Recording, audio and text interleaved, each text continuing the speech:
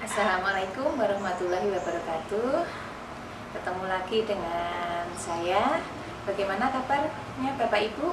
Semoga Bapak Ibu semua dalam keadaan sehat walafiat. Nah Bapak Ibu, kesempatan kali ini kita masih melanjutkan video saya sebelumnya, yaitu cara membuat RPP 1 lembar. Dan kali ini kami lanjutkan dengan contoh RPP 1 lembar untuk jenjang sekolah dasar. Kalau sebelumnya Bapak Ibu sudah melihat untuk jenjang PAUD dan jenjang SMP, kali ini kita akan mengupas contoh-contoh jenjang sekolah dasar supaya Bapak Ibu bisa memanfaatkannya. Tapi sebelum menyaksikan, jangan lupa klik subscribe, like, dan juga tombol lonceng agar Bapak Ibu dapat mendapatkan notifikasi dari video-video terbaru dari saya. Nah, selamat menikmati. Kali ini kita akan membahas contoh RPP inspiratif untuk jenjang sekolah dasar. RPP inspiratif ini sebagai contoh saja atau sebagai gambaran Bapak Ibu dalam menyusun rencana pelaksanaan pembelajaran sederhana atau 1 lembar, bukan merupakan format yang baku. Sebagaimana kita ketahui bahwa salah satu kebijakan Merdeka Belajar adalah penyederhanaan RPP yang ditindaklanjuti dengan Surat Edaran Menteri Pendidikan dan Kebudayaan Nomor 14 Tahun 2019 tentang penyederhanaan RPP. Dalam RPP yang sederhana terdiri dari 3 komponen inti, yaitu tujuan pembelajaran, langkah-langkah pembelajaran atau aktivitas pembelajaran, dan asesmen atau penilaian. Tujuan pembelajaran diturunkan dan diekstrak dari kompetensi dasar yang kemudian dirinci menjadi indikator pencapaian kompetensi. Dalam aktivitas pembelajaran di RPP dituliskan langkah-langkah pembelajaran sebagaimana sintaks model pembelajaran yang digunakan. Juga kita tuliskan bagaimana di kegiatan pendahuluan, kegiatan inti, dan kegiatan penutup. Pada akhir kegiatan penutup, kita tuliskan refleksi tidak hanya untuk peserta didik, tapi refleksi juga untuk guru atau pendidik untuk mengetahui keterlaksanaan tujuan atau keterlaksanaan pembelajaran dan ketercapaiannya, sehingga dijadikan dasar untuk menyusun rencana pembelajaran berikutnya. Mari kita cermati beberapa contoh RPP inspiratif berikut ini. Sumber yang kita gunakan dari Pusat Kurikulum dan Pembelajaran Badan Penelitian dan Pengembangan Kementerian Pendidikan dan Kebudayaan tahun 2019 tentang rencana pembelajaran inspiratif. Baik Bapak Ibu, kita lihat beberapa contoh berikut ini. Contoh yang pertama, kita lihat.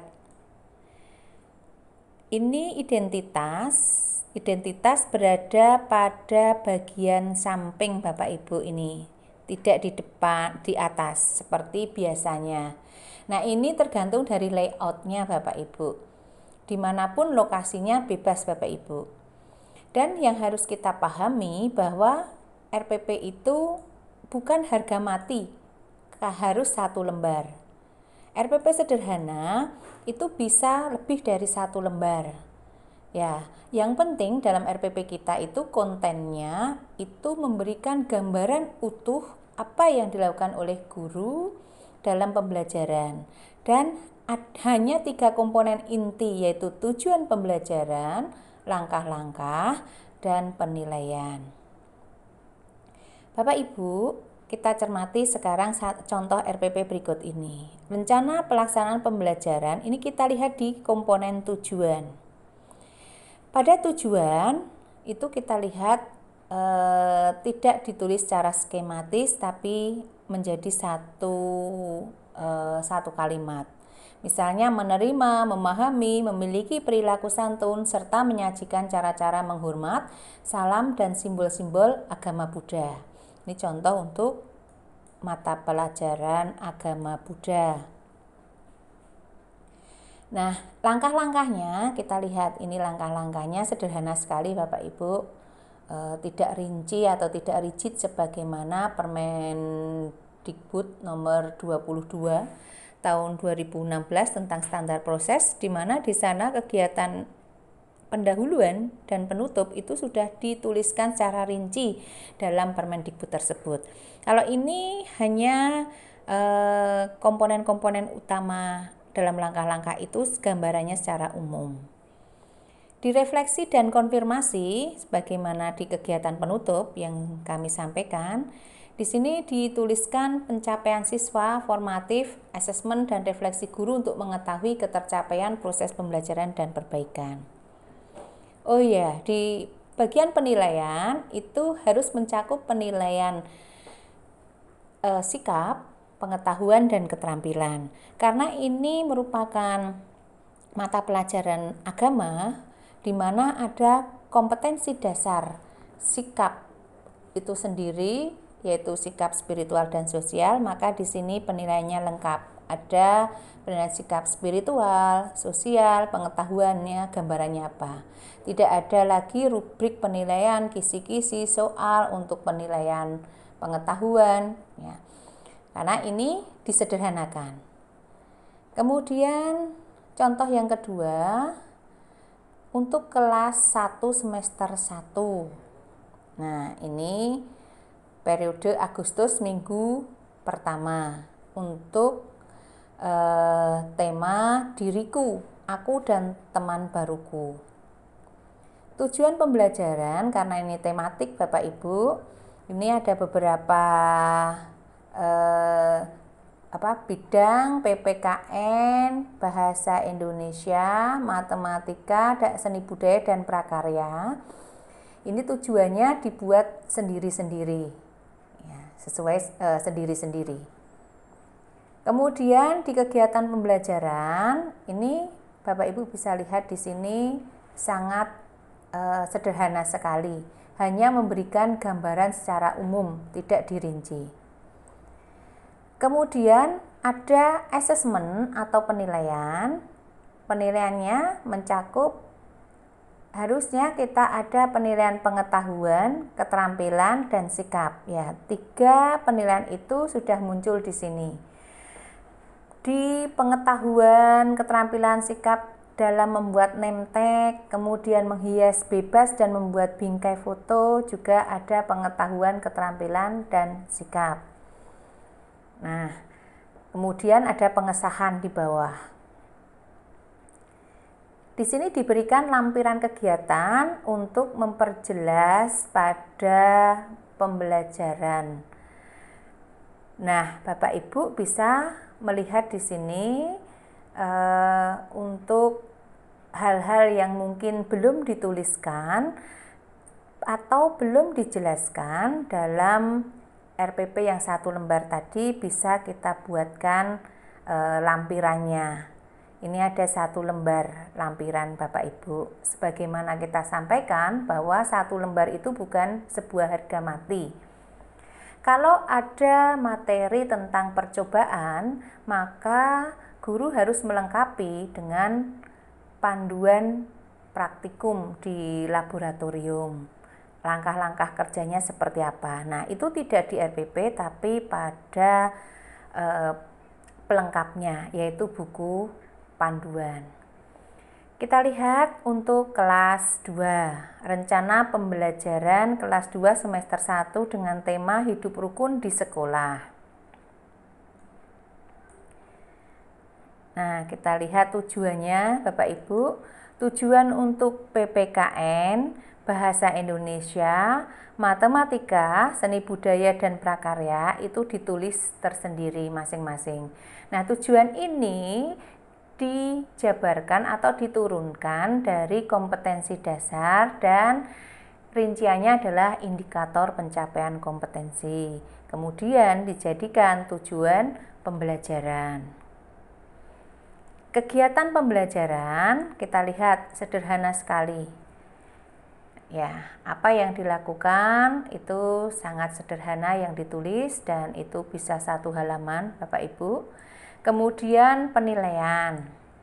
Penilaiannya juga dituliskan ada penilaian pengetahuan, sikap, dan keterampilan. Ini misalnya menggambar lambang Pancasila, pengetahuannya seperti apa, keterampilan seperti apa, dan sikap seperti apa. Begitu juga dengan menghias bebas dan membuat bingkai foto. Ini juga ada pengetahuan, keterampilan, dan sikap. Kemudian ditutup dengan pengesahan. Contoh berikutnya, pada RPP yang kedua itu ada juga lampiran kegiatan pembelajaran dan penilaian Bapak Ibu. Nah, ini contoh kegiatan pembelajaran PPKN, seni budaya dan prakarya yang lebih rinci diberikan di lampiran tersendiri. Penilaiannya ini. Kemudian untuk contoh kelas 3. Ini temanya ciri-ciri makhluk hidup. Tujuan pembelajarannya juga sama seperti RPP yang sebelumnya untuk kelas 1 dan kelas 2. Ya, tujuannya untuk masing-masing itu ditulis tersendiri. Kemudian kegiatan pembelajaran juga ditulis sederhana sama seperti RPP sebelumnya. Asesmen juga mencakup pengetahuan, keterampilan, dan sikap. Diakhiri dengan pengesahan. Juga pada contoh ini terdapat lampiran, 1 lembar lampirannya Bapak Ibu.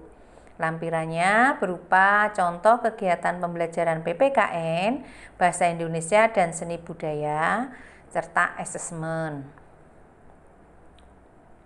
Contoh berikutnya adalah tematik untuk kelas tinggi.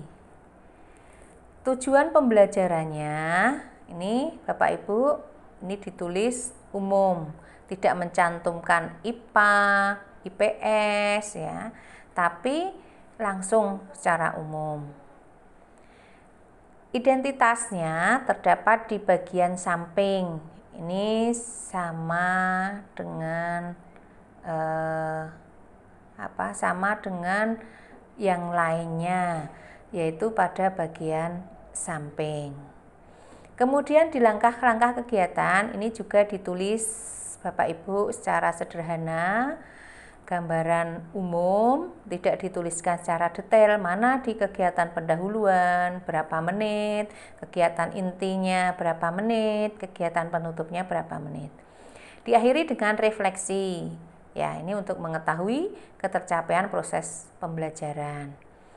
Penilaian, ya, penilaiannya ini sebenarnya dalam penilaian ini seharusnya dicantumkan ini penilaian pengetahuan, ini penilaian sikap, dan ini penilaian keterampilan. Jadi 3 jenis penilaian itu bisa dimunculkan di sini. Ya. Kemudian diakhiri dengan pengesahan. Contoh yang berikutnya untuk tematik kelas tinggi, untuk mata pelajaran Bahasa Indonesia, IPA, dan IPS.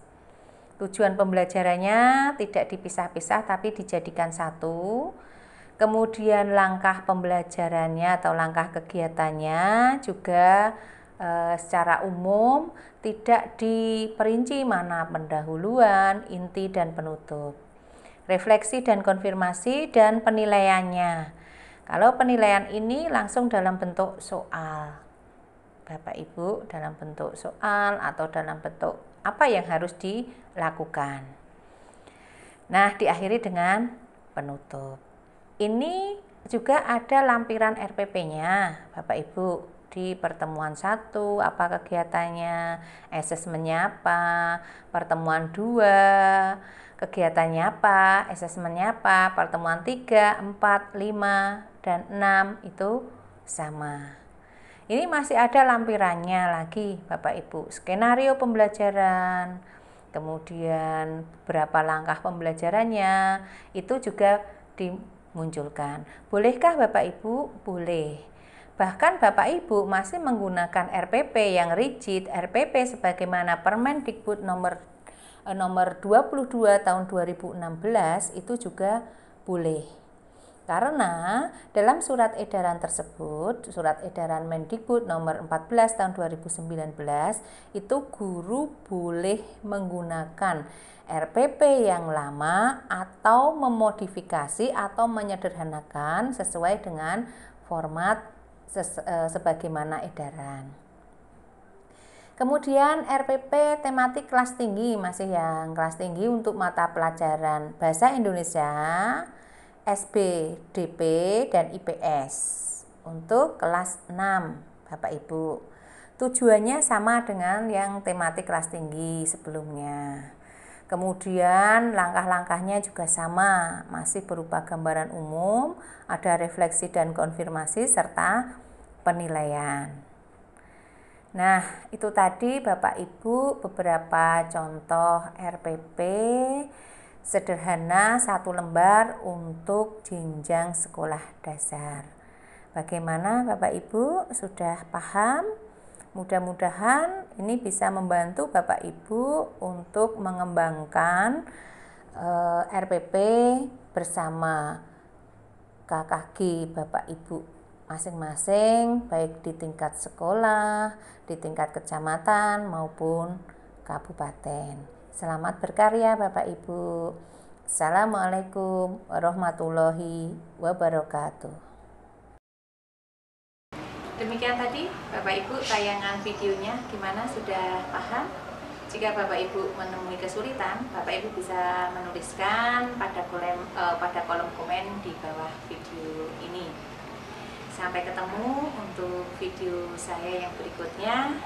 Tetap jangan lupa klik subscribe, like, dan juga tombol lonceng agar Bapak Ibu mendapatkan notifikasi dari video-video baru saya berikutnya. Sampai jumpa dan salam sehat. Wassalamualaikum warahmatullahi wabarakatuh.